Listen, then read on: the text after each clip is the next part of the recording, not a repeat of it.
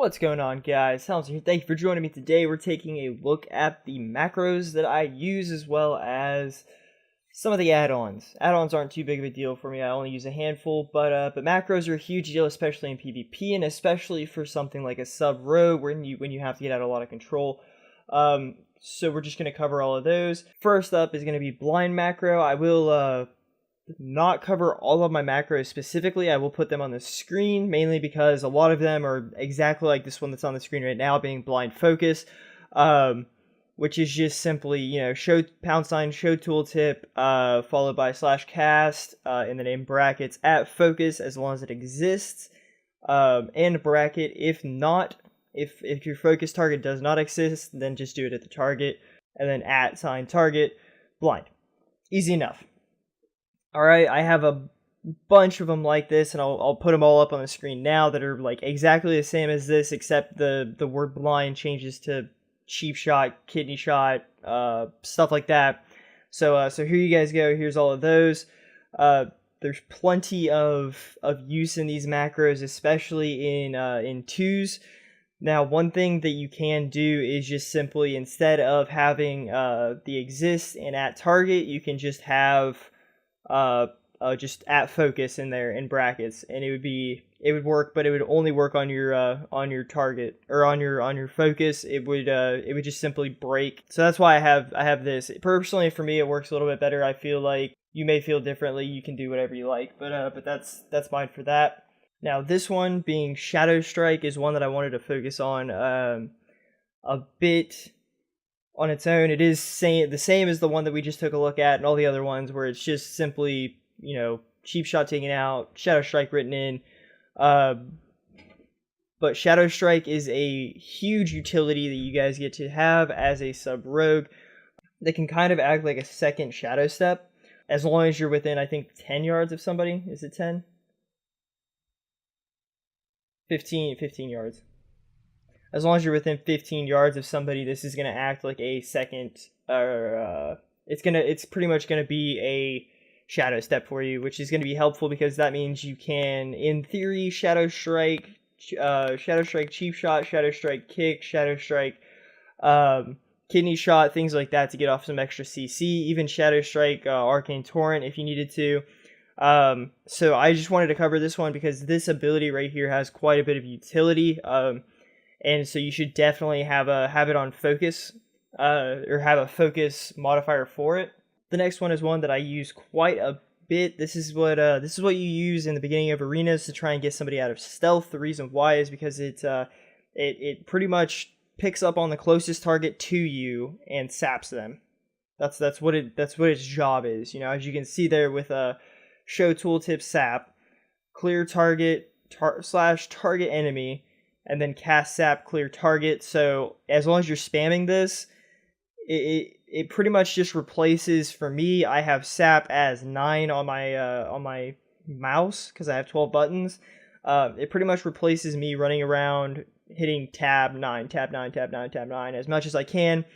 So instead I just have to hit one button, and it pretty much does the job for me. So this is a very useful one. You use it at the very beginning. That's pretty much the only time that you use this one. So I would put it someplace, as you know, rogues have a lot of stuff, a lot of control abilities, and with all these focus macros, you're going to be possibly low on some keybinds. So what I would say is I would throw it on something that maybe is a little bit less comfortable than, say, putting your backstab on B whenever you play with WASD, because that's a bit more of a reach, and you use backstab more than you're going to use this keybind. So that's my suggestion there. Another one that I like to use is this one. You just shadow step to a teammate to help you get out of some deep shit that you're in. I only use this one when I absolutely have to. I don't like using it very much because I like to use step kicks, step cheap shots, step kidney shots, stuff like that. I don't like using step just to get out of combat. I'd rather pop cooldowns for that. Pop evasion, pop cloak if I have to, something like that. But it's always it's nice to have, and I always put in the specific person's name in it. I don't do /cast at friendly arena 1 or whatever it be. I usually put the person's name in there. Like right now, you can see Pythagoras is in there. so I can just step to him, and it's as easy as that. Again, very useful. So whenever this comes to your step kick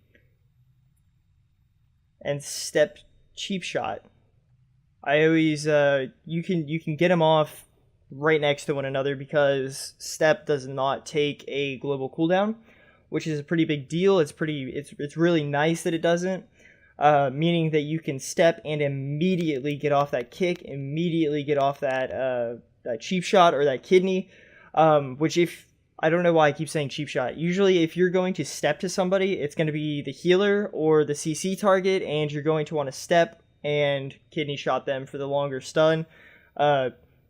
I mean, I guess in some situations you would want to step cheap shot them, but in this situation, I usually use it for focus step and then focus kidney. Both of them are really good ways to get off CC, and if you do it, if you get used to it, if you have the key bindings close to one another, it's pretty easy to do, and most healers, most casters can't really do much about it. They can't really stop you from doing it, because you're on top of them the second that they start casting that polymorph or start casting some kind of a heal. Next, we're going to go ahead and move on to Gladiator LOS SA, which is an add-on.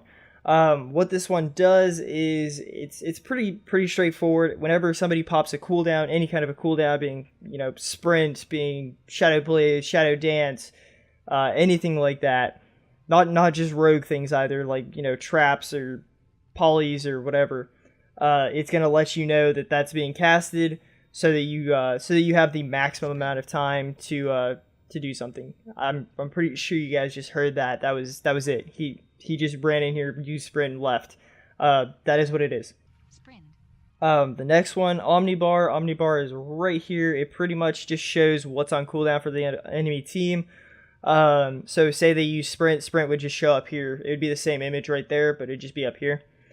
Recount, bottom right. It's not really it's not a necessity, I don't think. It's just kind of, it helps you know what does how much damage. It helps you know that Shadow Strike is doing 39% of your damage, while Nightblade's doing 38%, and so on. Weapon Master coming up the rear with 3.8, which I do use Weapon Master, and I do suggest Weapon Master. It's pretty nice. Beyond that, Gladius. That is Gladius right there. So you're pretty much seeing what it does. I'll go over it from left to right. So you have CC over here.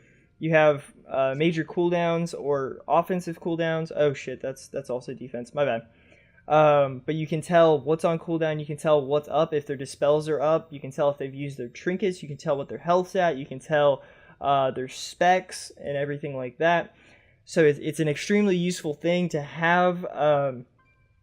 And then whenever you CC them, it'll go out on the left there, which I'm pretty sure I just covered that. But it's a really useful one. And then on to other ones that I use that I don't necessarily use for PvP, being DBM, being Deadly Boss Mods. This one is a must for PvE. I don't really do much PvE, and I still have it. So if you guys want it, grab it. It's a great one. I guess for PvE, it's good. You'll never use it in PvP really. And then Atlas Loot, which is I just said ass. My bad. And then Atlas Loot, which is just kind of your database of all the weapons, the mounts and stuff in the game. It has most of them. I don't know if it has all of them necessarily, but it'll show you your legendaries, how to get them, drop rate percentages, sale amounts for all the items. And I believe if you get the auction house add-on, it'll also help you with how much you can sell that on the auction house for in your particular realm. Not 100% sure on that one, but those are the add-ons that I use. I don't use very many. Oh, I almost forgot the most important add-on, which is Bartender. I can't believe I almost forgot Bartender. So Bartender is super simple. It's just this little picture of a brew up here. And you left click on it and you can move around pretty much everything. You can move around, I guess you can't. Well, yeah, you can. You just have to enable it. But you can move around all your bars and mess with that stuff. You can enable more bars. So if you've ever seen my earlier videos, you'll see that you can throw on more bars like so. I don't have them on anymore because I don't use them that much. But on top of that, if you right click, you can actually keybind. Super simple. So if I go down here to Shadow Dance, which is 5 on my mouse, I can hit escape and it'll go away. Boom, it's not bound. If I hit 5, I'm spamming 5 right now, nothing. Come back in, put it on there, hit OK, 5, Shadow Dance activated. So it's a very useful add-on, and it's a very simple add-on, and they're actually doing something, if I'll go ahead and show you here, where you can change your key bindings based on your current spec, which is very useful. I think it's actually bugged right now because it will not do it for me, unfortunately, because I've messed with it for probably 2 hours here over the last couple weeks, and it has not been very good. So I don't know what's wrong with that, or if I'm just doing it wrong. But those are all the add-ons and everything that I use. Very useful. I like them all. I don't really like add-ons very much because I feel like it clutters the screen a bit more than I would like. Take it with a grain of salt. You know, I hope you guys did enjoy learning about the add-ons, learning about the macros. I will be coming out with a key binding video here pretty soon, just going over them really quick. It'll probably be in the sub-rogue guide, which I'm also going to be putting out pretty soon, just because I've gotten a little bit better at sub-rogue, and I kind of want to explain to you guys how I play it, how I feel like it should be played, the openers and everything like that, which I'm sure plenty of people will disagree with because I am kind of new to sub-rogue, but it is fun. But anyway, guys, until next time, I hope you enjoyed, and I will see you later. Peace!